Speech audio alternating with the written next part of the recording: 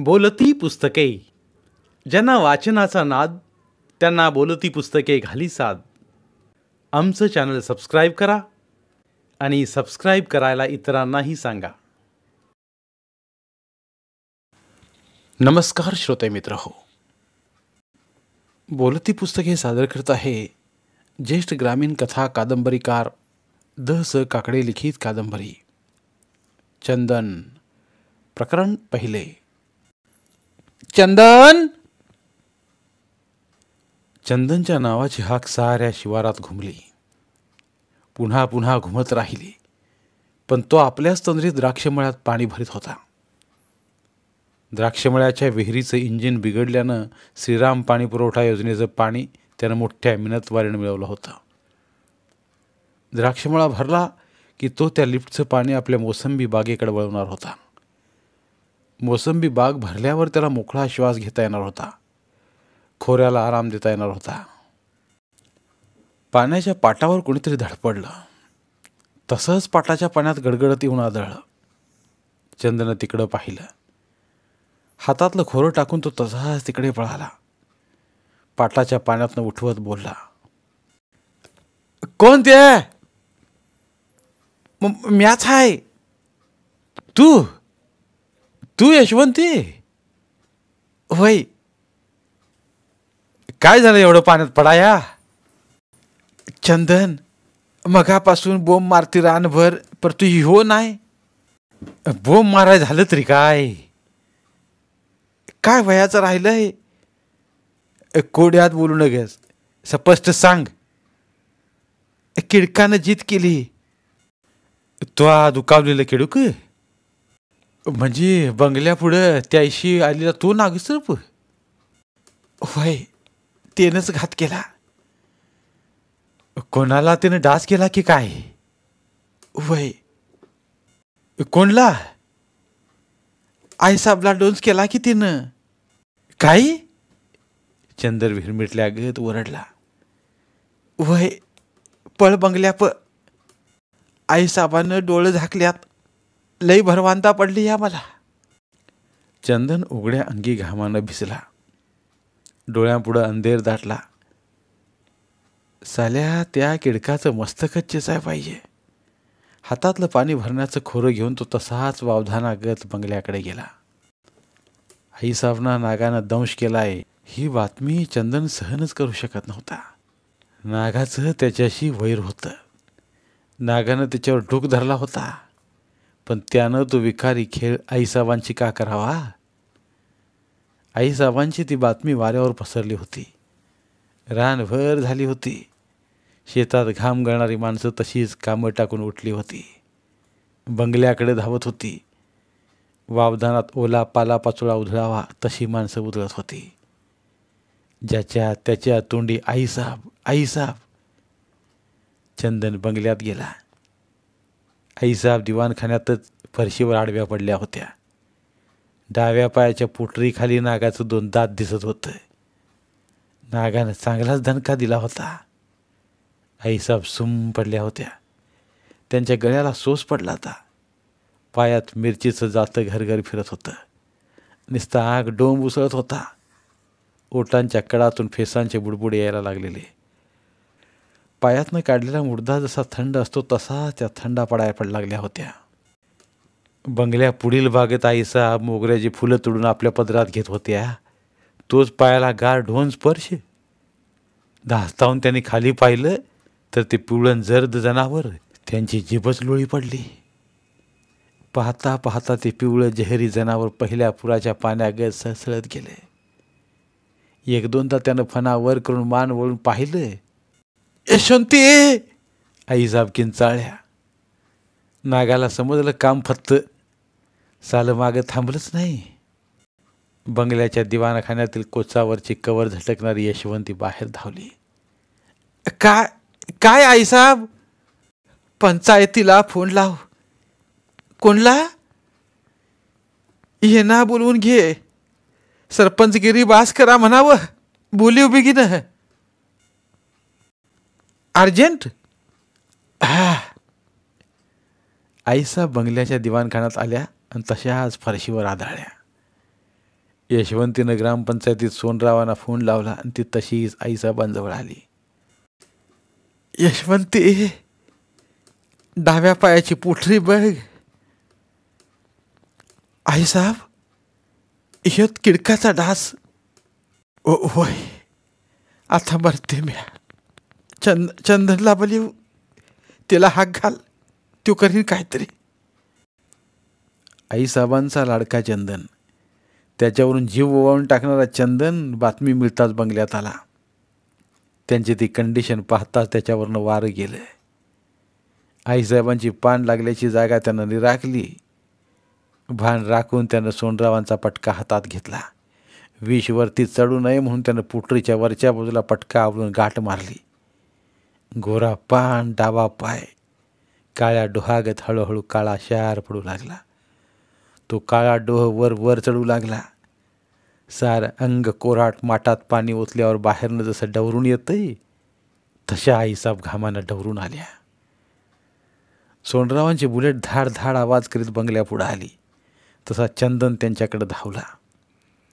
सोनरावांचा हात हातात घेत चंदन बोलला, प्रसंग बाकाय, डॉक्टर आणाय पाहिजे.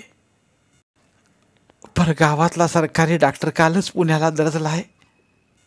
चंदनला सरकारी डॉक्टरची भिल्लडच आली. या सरकारी नोकरांचं असंच फक्त पाट्या टाकायचं काम, पगार घ्यायला पुढं. गावच्या सरकारी दवाखान्यात डॉक्टर कधी टिकलाच नव्हता. जो डॉक्टर झेडपी पाठवी तो गावात प्रायव्हेट दवाखाना काढी. सरकारी दवाखान्याची औषधं इंजेक्शन ह्याच्या प्रायव्हेट दवाखान्यात. गावकऱ्यांनी एकदा प्रायव्हेट दवाखान्यात कोंडला डॉक्टर. तसं त्यांचं डोळं पांढरं. दुसऱ्या दिवशी त्यानं पुणे गाठलं. पुन्हा नोकरीवर आलाच नाही. मग 6 महिने दवाखान्याला डॉक्टरच नव्हता. आणि आता भेटला तो हा असा दांड्या मारणारा. मग आता काय करायचं? चंदन सोनरावाला बोलला. बंगल्याकडे लोकांची गर्दी झाली होती.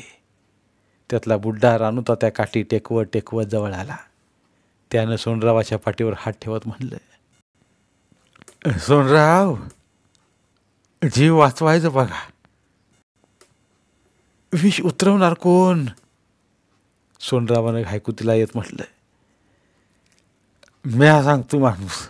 त्याला नाही पायशी वर त्यो माणूस नाही, बाय माणूस आहे त्या. सांग रानू तात्या, म्या जातो. चन्न धोतर सावरलं. नागपूरला जायचं. तिथं कोण आहे? चंदनं जीवाचा कान करून विचारलं. डॉक्टर सुचित्रा बाय म्हणून हाय. कसल्या बी किडकाचं एक उतरावत्यात. देव पावला राणू तात्या. हा म्या निघालो. चंदनं बुलेटच्या शीटवर थाप मारीत म्हटलं. सोनरावांनी चावी चंदनच्या हातात दिली. बुलेटला चावी लावून चंदने दोन्ही हँडल पकडून पायानं झटका दिला. बुलेट झाली स्टार्ट. तसा तो टांग टाकून बुलेटवर स्वार झाला. सोनराव बंगल्यात आले. आईसाहेबांकडे बघवत नव्हतं. त्यांच्या उशाशी यशवंती डोकं धरून बसली ती. तिच्या डोळ्यांतनं अश्रू वाहत होते. तिला पाहता सोनरावांच्या काळजातलं पाणी खळबाटलं.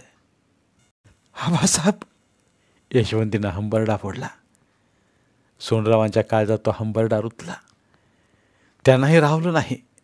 त्यांचाही गळा भरून आला. तरी ते सावरत बोलले, पोरी, धीर धर, धीर धर. आईसाहेबाकडे बघवत नाही. पोरी, आपण काय पापानं पाय धुतलं नाहीत. मन ताट करून ते बोलले, आबासाहेब, ते खरं आहे. पण जगाला चांगलं कुठं आवडतंय? का नाही आवडत? तसं असतं तर जगात पापाचा जन्म का होतोय?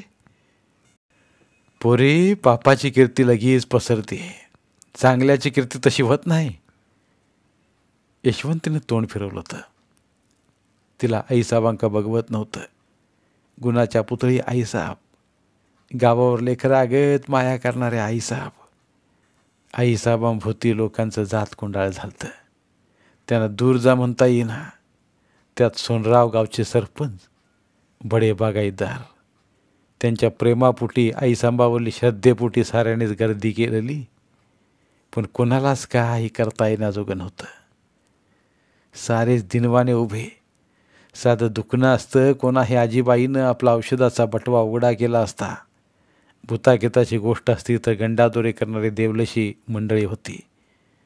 दुष्काळ होता फक्त डॉक्टरचा, त्यामुळे सर्व विष उतरवणं आवाक्याबाहेरचं होतं. आता त्याच गर्दीत मग 20 वर्षांपूर्वी त्या गावातल्या काशी रामेश्वराच्या एका अवलियाचा विषय निघाला. प्रसिद्ध भीमाशंकराच्या मंदिरात तो बसायचा, पण त्याला काय साक्षात्कार झाला ते त्यास ठावं. एक दिवस तो ह्या गावात आला. गावाबाहेरच्या पिंपळेश्वराच्या मंदिरात ठाण मांडून बसला. 1 नाही 2 नाही 15 दिवस तो डोळे मिटून समाधी लावून बसला. कोणाशी बोलला नाही, चालला नाही. त्याच्या दर्शनाला गावानं गर्दी केली. त्यांच्यापुढे दक्षिणा ठेवली, पण त्यानं स्पर्श केला नाही. लोकांनी त्याला साष्टांग दंडवत घातला. तो अवलिया होताच विक्षिप्तच. तो गावात कधी भिक्षेला गेला नाही. त्यानं कधी मंदिरात देवदर्शनाल्या भक्तांकडे हात पसरला नाही. तो हवेवर जगत होता की काय कळेना. लोकांना तो साक्षात्कारी वाटला. त्यात त्याच्या अंगावर सर्प असत. बेटा म्हणून तो त्या सर्पांना चुचकारी. त्याच्या सर्पप्रेमाचं कौतुक त्या पंचक्रोशीत झालं. महाराज महाराज, एक दिवस एका विधवा मातेनं टाहू फोडला. महाराजांनी डोळं उघडून तिच्याकडे पाहिलं. पापण्यांची उघडझाप झाली. महाराज मौन सोडा. क्या हुआ बेटी? महाराज ममतेनं बोलले. त्याने मौन सोडलं. तुमच्या अंगावर एवढे सर्प, त्यांना काडी लावा. मतलब? माया एकुलत्या एका पोराला पाण लागलं. इकारी जाती. काय आहे बेटा? घरात काळा निळा होऊन पडलाय. तो उसे या लाव. चित्ता करशील? बेटा इंसान जहरीला है, सरप नाही. तो त्या सर्पानं का जहरी खेळ केला माया गोविंदाशी? तो गोविंदा तेरा बेटा? हाँ बाबा जी. तो चलो. गोविंद तो भगवान का नाम. ते विधवा माऊली पाठोपाठ महाराज निघाले.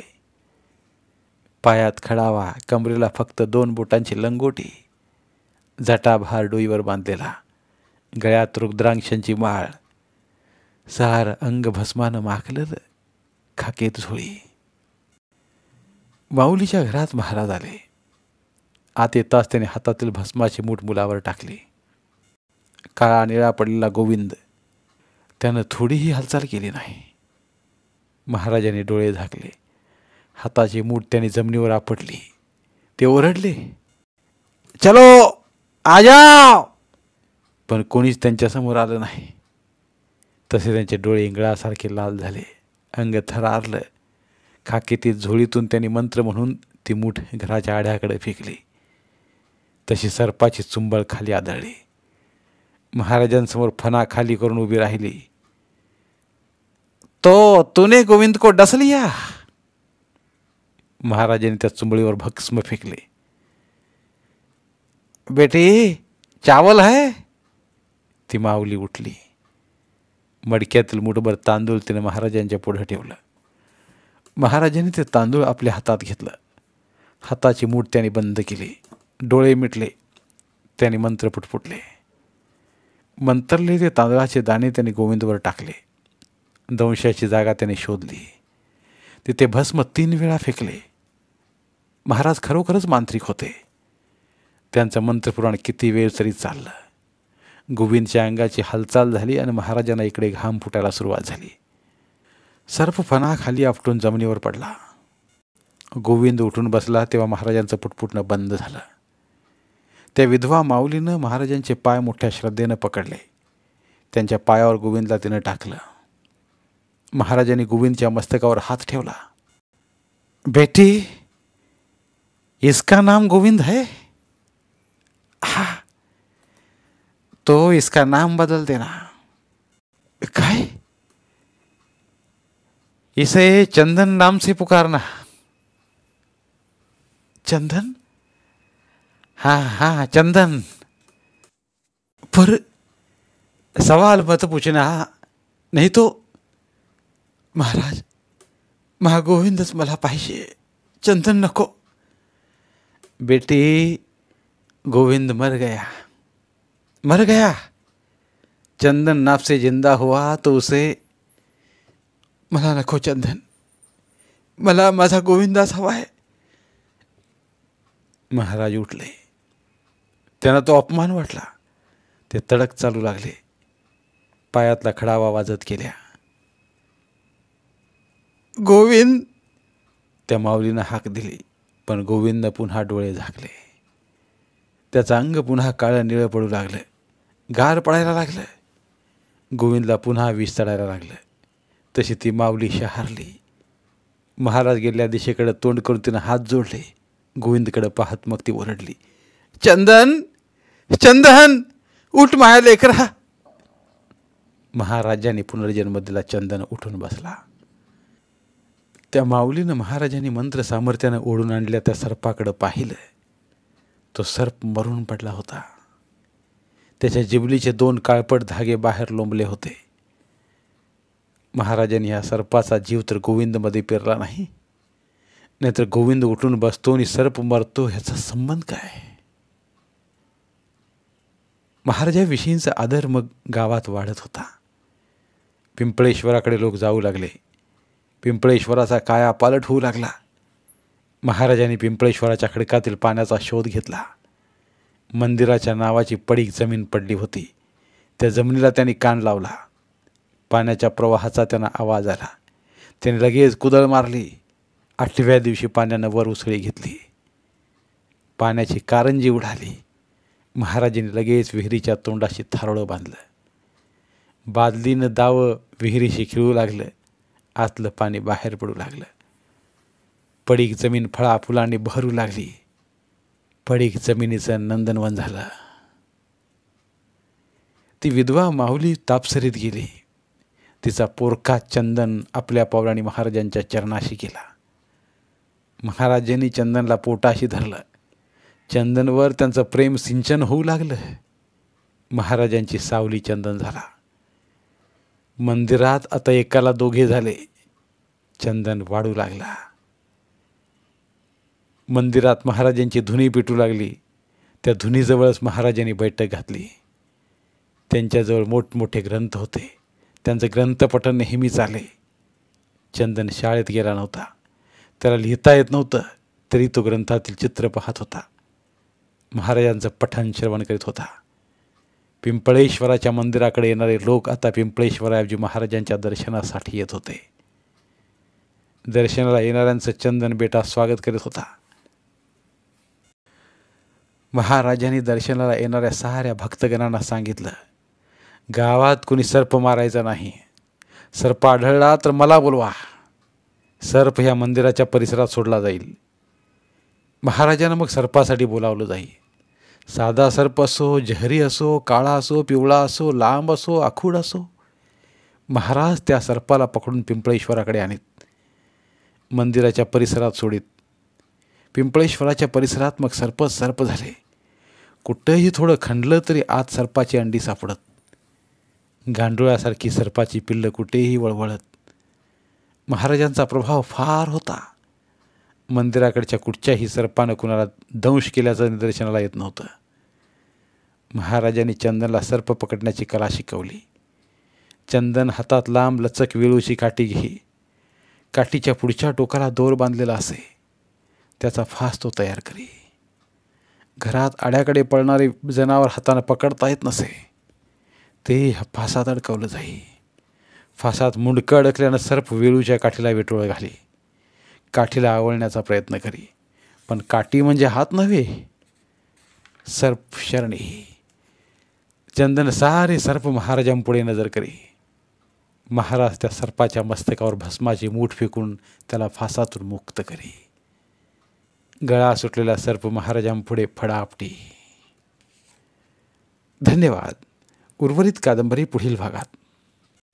धन्यवाद. प्रिय श्रोते मित्र हो, आपल्यासाठी एक आवाहन. आमच्या चॅनलच्या प्लेलिस्ट विभागात तुमच्यासाठी शेकडो कादंबऱ्यांचे ऑडिओ बुक्स उपलब्ध आहेत. तिथे प्रत्येक कादंबरीचे सर्व भाग एकत्रित मिळतील. त्यामुळे सध्या सुरू असलेल्या क्रमशः कादंबरीच्या पुढील भागासाठी वाट पाहण्याची गरज नाही. तुमच्या वेळेनुसार तुम्ही संपूर्ण कादंबरी सलगपणे ऐकू शकतात आणि साहित्याचा आस्वाद घेऊ शकता. कृपया आमच्या चॅनलच्या होमपेजवर जाऊन प्लेलिस्ट चेक करा आणि तुमची आवडती कादंबरी निवडा. धन्यवाद.